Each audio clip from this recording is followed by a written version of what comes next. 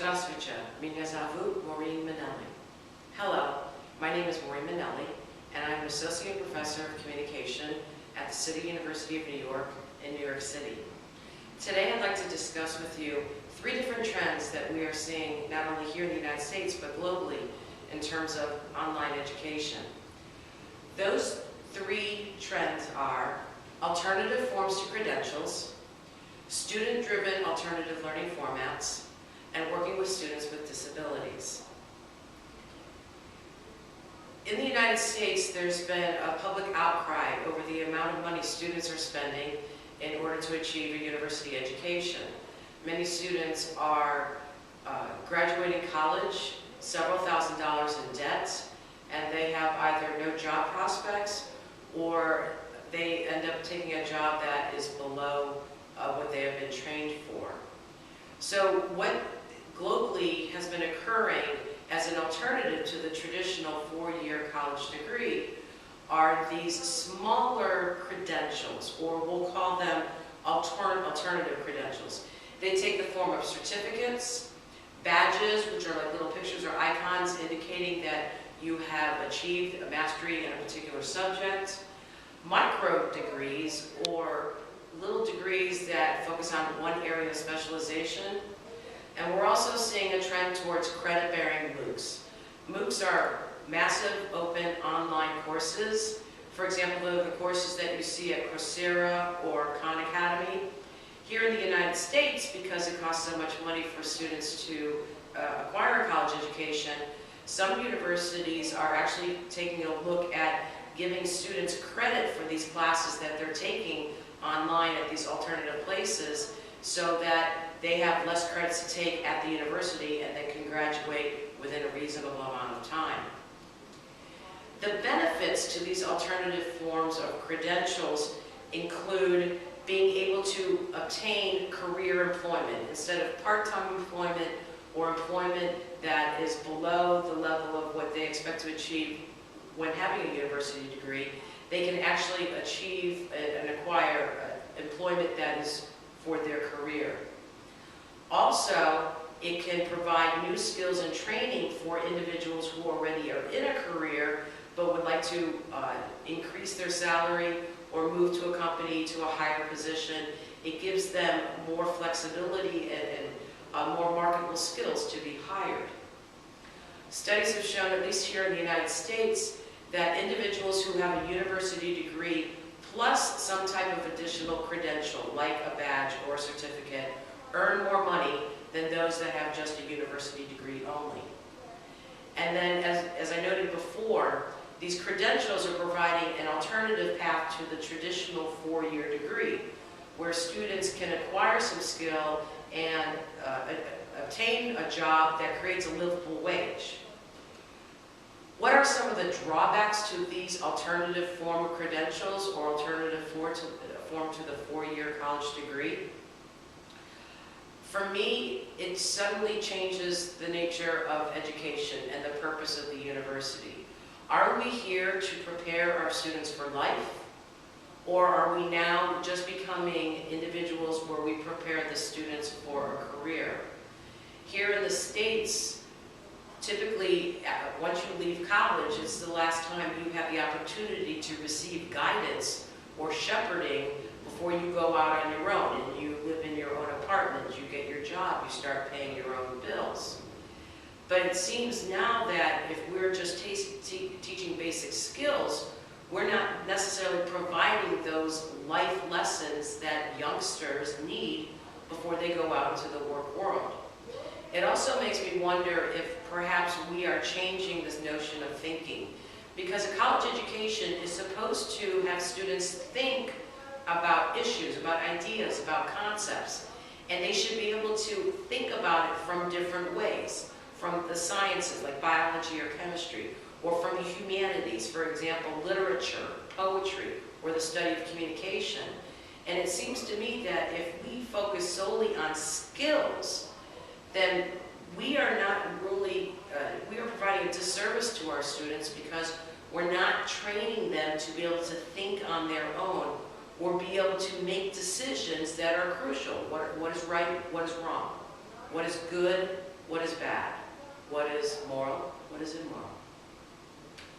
The second trend is student-driven alternative learning formats. And you can see the evolution over time. We first started out with computers and laptops, and then the introduction of the smartphone and the tablets. And here in the States, we now have students acquiring their information from these different types of formats. It's no longer the traditional face-to-face, listen to the professor, come to class, come to campus. We're also seeing the instruments that we use to teach change as well. For example, textbooks are now becoming e-books, where students acquire them online instead of purchasing the paper copy. We also have online videos, and it's very interesting to note in the United States that students would prefer to watch a video on YouTube than actually sit, read something, a textbook, instructions, or listen to someone like a professor, because they feel that they can get the same amount of knowledge in a shorter amount of time. They're also becoming much more visual in the sense that sometimes it's difficult to listen or to read, but a visual keeps their attention and helps them in their minds understand a concept better. And then of course with smartphones, we all know about apps or applications and how those are proliferating to help students learn particular materials. The benefits, as we all know, when you're not tethered to the classroom or required to come onto campus, if you can access materials online, then you literally have education anywhere at any time. 24/7, 365 means the education is available at all hours, and the student can decide when they want to study a class, work on materials. They're not required to come to campus during the daytime in the morning to take a class. And one of the things that we keep hearing in the States is that we have got to learn to meet our students to where they are, where we no longer are the source of knowledge or the source of authority, the individuals that they've listened to for information, for their education, but instead we've been transformed to more of like a coach or a mentor or a co-learner, where they teach us and we teach them. But the argument is that if we don't change how we do our pedagogy, how we teach, we are going to lose the students because we are not meeting them where they are at this moment in time. The drawbacks that I see, if students become more visual and they are more willing to watch a video than read, I think we're going to see a decline in literacy and a decline in reading. And I see that already now with my students. They would rather watch a video than read a chapter in a textbook. I find it very ironic that in our day, the internet, having access to the internet was more important, but now it seems that access to an electrical outlet to charge the device is now more important than having internet access, because a lot of places now offer free Wi-Fi or free internet access for the students. And if you're watching the news, you'll see that there have been huge technological advancement. For example, here in the States, they're talking about androids being created to do certain things. And we have robots that go around to parties. They act as waiters or waitresses, and they're carrying cocktails or hors d'oeuvres. And it makes me wonder if at some point in time, are we going to become obsolete? Because if technology is creating humans that are not humans, but they are robots, or we have video games that can create lifelike human likenesses visually on the computer, it's not a far stretch to imagine what a colleague of mine at the Rochester Institute of Technology said about 15 years ago. She said that technology is going to replace the human being, and students most likely are going to be taught by computer-generated professors. Now, I mentioned this to my students in several classes, and they did not like that idea at all. They wanted the human contact. They wanted the human touch. But my argument to them was, if you start out with children who are small, who do not know any different, being raised on a computer-generated professor will be normal to them, will be expected. They won't understand what they're missing with the human contact or the being able to have human interaction because it's not something that they've known about, so they're not going to miss it. The third area I'd like to discuss with you briefly is assisting students with disabilities. This is becoming a very large issue in the United States. Basically what it says is, if you have a student who has a disability in the classroom, then you have to provide accommodations for them so that they can be on equal level or equal par with their abled classmates or peers. So what does this mean? This means that any written document that we create has to have font big enough and also headers, so that when a student reads it through a visual reader, they are able to see the actual document. Or in Microsoft, there's the little magnifying glass where you can make the text larger. That needs to be available to students, so those who are visually impaired can make the text bigger and easier for them to read. It also means that we need to create talking pages for documents. And you see this right now. If you go to media websites, you'll see that they will have auditory speaking about the textual document that they have produced. We are expected to create that as well for our students who might be hearing impaired.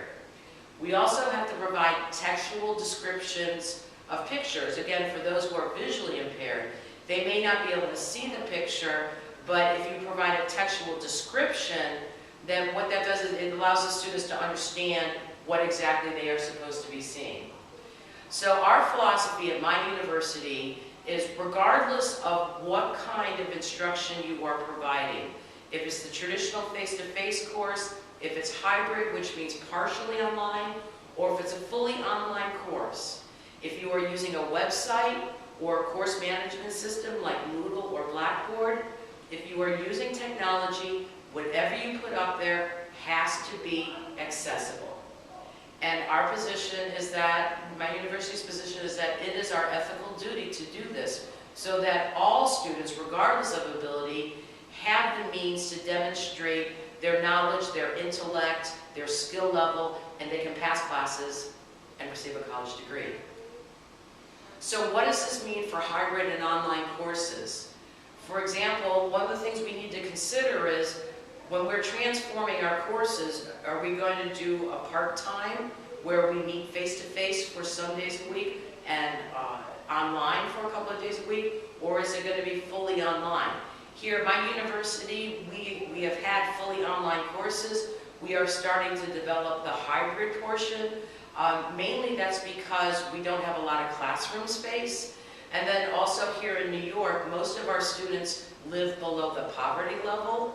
I believe 80% of our students, they come from a family who makes less than $60,000 a year, and they are unable to afford the Metro card in order to ride the train and the bus in order to come to campus. So we have been looking more at the hybrid version so they don't have to come to campus as much as they do for the traditional face-to-face course. What my position is, having taught online courses here and at previous institutions, that if we are expected to make these changes to our courses, we need to go ahead and make sure that they are disability compliant. And that might be a little bit harder for older folks who have received their degrees several years ago or are not used to technology. What's interesting is that the graduate students who are graduating with their doctorates and becoming college professors here in the States, they already know to make their materials disability compliant. So for them, it's no big deal. It's something that they've already been doing. I believe it's our older folks, such as myself, who are going to have a harder time learning not only the technology to do this, but to also transform all the materials that we have from the visual format to the electronic format. And then one of the things I've discovered teaching hybrid and online courses, because of all the devices that students are using, I am suddenly looked upon as their technical support. If they have a problem with their iPad, I'm expected to know why they're not connecting to a document online, whether it be in the CMS or on a website. Or if they're trying to use a specific app, all of a sudden I'm providing the technical support. And that's one of the drawbacks to teaching hybrid online learning. You don't only master the material, the content of the course, but you also have to master the technology as well. My firm belief is that if institutions, such as my university and yours, are desiring hybrid and online courses for whatever reason, then they must provide us with the means in order to do these classes effectively. So what does this mean? They need to provide us with the technology. They need to provide us with programs like Audacity, where we can create voiceovers to PowerPoints. Camtasia does that. Audacity allows you to record your voice, and then you can upload your voice so the student can listen to something as well as read a particular document. They definitely have to provide staff, specialists, for us to be able to transform these courses. We need to have the instructional design specialist. That's the person who is educated and has been taught how to transform face-to-face courses to the online version. And that typically requires changing assignments, changing how you do testing, and for some of us, we never received that education or that kind of training because we received our degree several years ago, and it may take us a little bit longer to do these materials because we have to learn how to use the technology as well as employ it in the classroom. They definitely need to provide us with technological specialists, the ones who are going to be able to help us put all these materials online. I firmly believe that institutions have to compensate the faculty for spending their time on these type of activities. You cannot be teaching 4 classes in the fall term, 5 classes in the spring term, such as myself, and then have the institution expect me to change 2 courses on my own free time without some type of compensation or funding. Typically, it would be nice to receive a grant, as I read about in my paper, and have the luxury of a year to create a course and test it out before you fully launch it, instead of expecting professors to create a course, throw it up online, and teach it within the matter of weeks or months. They also need to, if they cannot provide us with grants to fund the development of the course, then what they need to do is provide release time, which means that instead of teaching 5 classes per term, you teach 4 classes, and you take those extra 3 credit hours or the 3 hours, and you devote that time to developing the particular course. At my institution, they're desiring hybrid and online learning, but we have very minimal staff, we have very minimal access to technology, which means that professors are forced to buy the technology out of their own pocket, as well as learn the technology and then perfect it so that students are able to access whatever they have created. It's becoming, in a sense, a huge burden because in America, the trend seems to be to ask the faculty to do more with less.